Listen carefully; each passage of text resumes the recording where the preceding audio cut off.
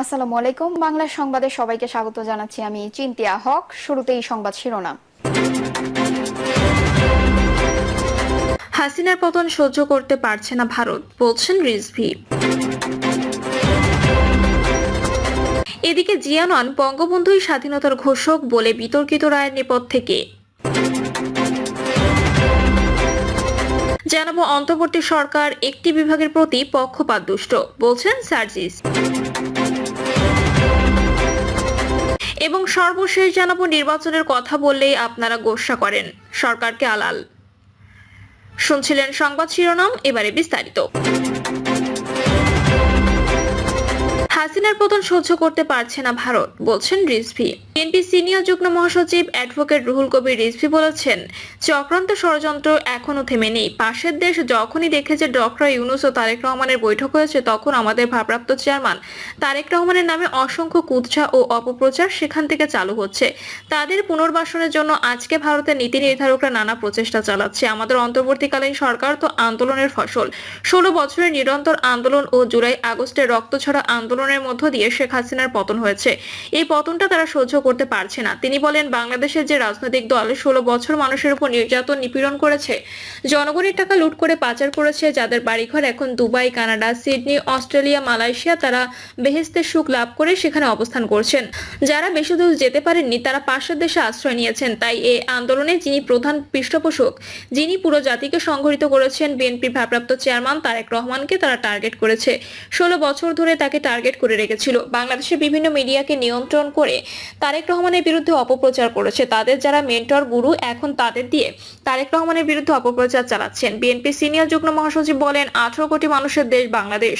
পৃথিবীর যত বড় শক্তিধর দেশ হোক, তারা যদি মনে করে এদের আমরা নিয়ন্ত্রণে রাখবো, বশে রাখবো, এদের আমরা দমিয়ে রাখবো, এদের উপর আমরা মাতবরি করব, তাহলে বাংলাদেশের মানুষ কোনোদিনই সহ্য করেনি, এখনো করবে না। জিয়া নন, বঙ্গবন্ধু স্বাধীনতার ঘোষক বলে বিতর্কিত রায়ের নেপথ্যে। দেশের বিচার বিভাগ ও গণতন্ত্র ধ্বংসের মূল কারিগর ছিলেন সাবেক প্রধান বিচারপতি এ.বি.এম. খায়রুল হক। পলাতক সাবেক প্রধানমন্ত্রী শেখ হাসিনাকে ফ্যাসিস্ট শাসক হয়ে ওঠার পেছনে মুখ্য ভূমিকা ছিল তার। বিচারাঙ্গনে আলোচিত সমালোচিত এই বিচারপতির আচরণের চেয়ে বেশি বিতর্ক সৃষ্টি করেছিল তার কয়েকটি রায়, যা আওয়ামী লীগের রাজনৈতিক অবস্থানের জন্য সুবিধাজনক বা এর সমর্থক সূচক ছিল। এসব ছাড়াও খায়রুল হক নানা কারণে আলোচিত ছিলেন। রাজনৈতিক একটি বিষয়কে আদালতে আওতাধীন করে শহীদ রাষ্ট্রপতি জিয়াউর রহমান স্বাধীনতার ঘোষক নন বলে রায় দিয়েছিলেন তিনি। ওই রায় রাজনৈতিক শক্তিগুলোর একটি অংশকে যেমন খুশি করেছিল, অন্য অংশকে তেমনই ক্ষুব্ধ করেছিল। রাজনৈতিক বিষয়ে ওই রায়ের সঙ্গে তার প্রতি সরকারের বিশেষ সুদৃষ্টি সম্পর্ক নিয়ে মানুষের মধ্যে বিভিন্ন অস্বস্তিকর সন্দেহ ছিল। সে সন্দেহ তিনি উস্কে দেন। অবসর গ্রহণের প্রায় 2 বছর পর আইন কমিশনের চেয়ারম্যানের পদ গ্রহণ করেন। মূলত দেশের বিচার বিভাগের উচ্চাসনে বসে ফ্যাসিবাদ প্রতিষ্ঠায় শেখ হাসিনাকে সহযোগিতা করাই ছিল তার মূল কাজ। শেখ হাসিনা সরকারের পতনের পর 13 আগস্ট খায়রুল হক আইন কমিশনের চেয়ারম্যানের পদ থেকে পদত্যাগ করেন। এরপর একাধিক মামলা দায়েরের পর গা ঢাকা দেন। 18 আগস্ট ঢাকা আইনজীবী সমিতির সদস্য ইমরুল হাসান বাদী হয়ে ঢাকার আদালতে খায়রুল হকের বিরুদ্ধে মামলা করেন। মামলায় খায়রুল হকের বিরুদ্ধে সংবিধানের ত্রয়োদশ সংশোধনী বাতিলের রায় পরিবর্তন এবং জালিয়াতির অভিযোগ আনা হয়। 28 আগস্ট দুর্নীতি ও রায় জালিয়াতির অভিযোগে তার বিরুদ্ধে শাহবাগ থানায় মামলা করেন আরেক আইনজীবী। এর আগে 25 আগস্ট খায়রুল হকের বিরুদ্ধে একই বিষয়ে নারায়ণগঞ্জের ফতুল্লা থানায় আরেকটি মামলা হয়। তাকে গ্রেপ্তার ও শাস্তির দাবিতে সুপ্রিম কোর্টে বিক্ষোভ সমাবেশ করেছে জাতীয়তাবাদী আইনজীবী ফোরাম সহ বিভিন্ন সংগঠন। অ্যাটর্নি জেনারেল অ্যাডভোকেট আসাদুজ্জামান সম্প্রতি এক সভায় বলেন, বিচার অঙ্গনে কোনো মাফিয়া থাকবে না, কোনো চক্রের সিন্ডিকেট থাকবে না। সাবেক প্রধান বিচারপতি খায়রুল হক এবং সৈয়দ মাহমুদ হোসেন ত্রয়োদশ সংশোধনী বাতিলের মাধ্যমে ভোটের অধিকার হরণ নিশ্চিত করেছিলেন। সুপ্রিম কোর্টের জ্যেষ্ঠ আইনজীবী জয়নুল আবদিন বলেন, বিচার বিভাগ ও গণতন্ত্র ধ্বংসকারী ছিলেন বিচারপতি খায়রুল হক। তাকে গ্রেপ্তার করে বিচারের মুখোমুখি করা হয়েছে। জিয়া নন, বঙ্গবন্ধু স্বাধীনতার ঘোষক। 2009 সালে হাইকোর্টের বিচারপতি থাকাকালে জিয়াউর রহমান নন, বঙ্গবন্ধু শেখ মুজিবুর রহমানই স্বাধীনতার ঘোষক বলে রায় দেন বিচারপতি এ.বি.এম. খায়রুল হকের নেতৃত্বাধীন বেঞ্চ। রায়ে জিয়াউর রহমানকে স্বাধীনতার ঘোষক উপস্থাপন করে প্রকাশিত বাংলাদেশের স্বাধীনতা যুদ্ধ দলিলপত্র এর 3য় খণ্ড বাতিল ঘোষণা করেন। এই খণ্ডটি দেশ বিদেশের সব স্থান থেকে বাজেয়াপ্ত ও প্রত্যাহারের নির্দেশ দেন খায়রুল হক। রায়ে বলা হয়, যারা এরকম ইতিহাস বিকৃতির সঙ্গে জড়িত তারা সংবিধান লঙ্ঘন করেছেন। দেশের সব মাধ্যমিক শিক্ষা প্রতিষ্ঠানের পাঠ্যক্রমে মুক্তিযুদ্ধের সঠিক ইতিহাস বাধ্যতামূলকভাবে সন্নিবেশ করার জন্য সরকারকে নির্দেশ দেন এই বিচারপতি। তত্ত্বাবধায়ক সরকার ব্যবস্থা বাতিল। তত্ত্বাবধায়ক সরকার ব্যবস্থা বাতিল ও খায়রুল হক, মোজাম্মেল হোসেন, সুরেন্দ্র কুমার সিনহা এই তিনজনের সঙ্গে যুক্ত হয়েছিলেন সৈয়দ মাহমুদ হোসেন। এমনকি আপিল বিভাগের 7 বিচারকের সমন্বয়ে গঠিত বেঞ্চে প্রকাশ্যে দেওয়া রায়ের মূল অংশ ছিল পরবর্তী দুটি নির্বাচন তত্ত্বাবধায়ক সরকারের অধীনে হবে।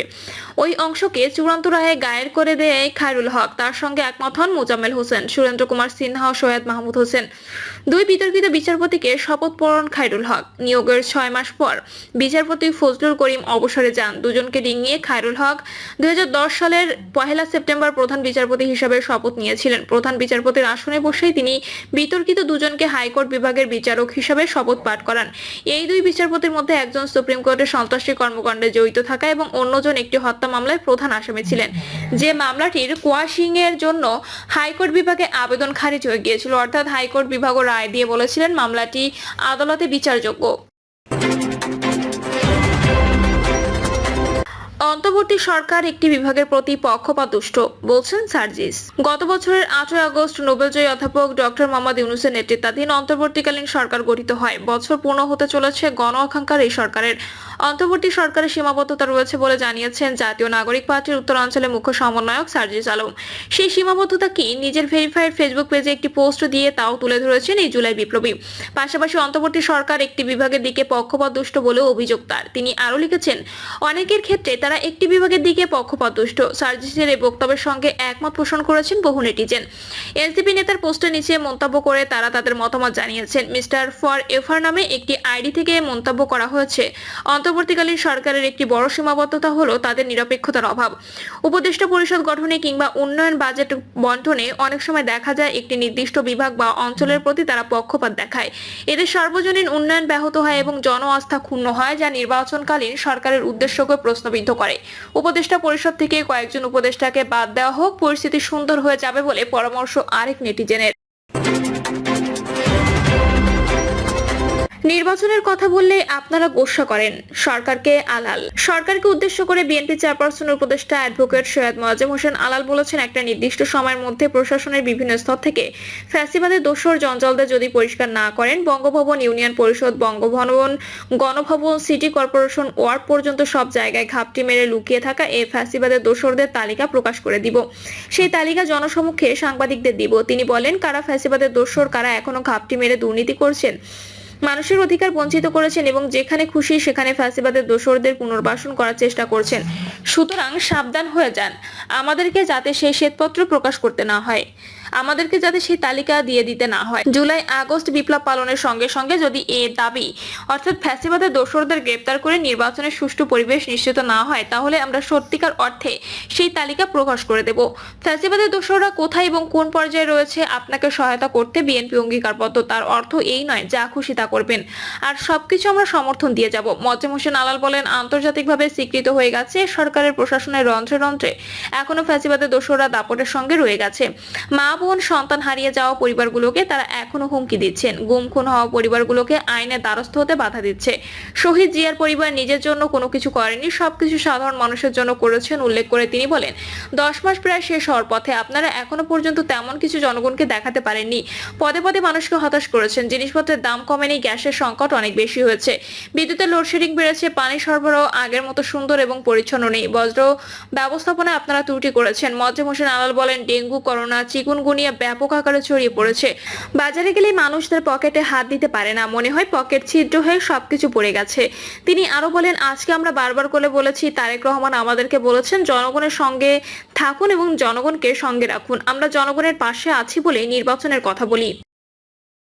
প্রিয় দর্শক, এই ছিল এখনকার সর্বশেষ সংবাদ। আপডেট সব সংবাদ পেতে চ্যানেলটি সাবস্ক্রাইব করে বেল আইকনটি ক্লিক করে রাখুন।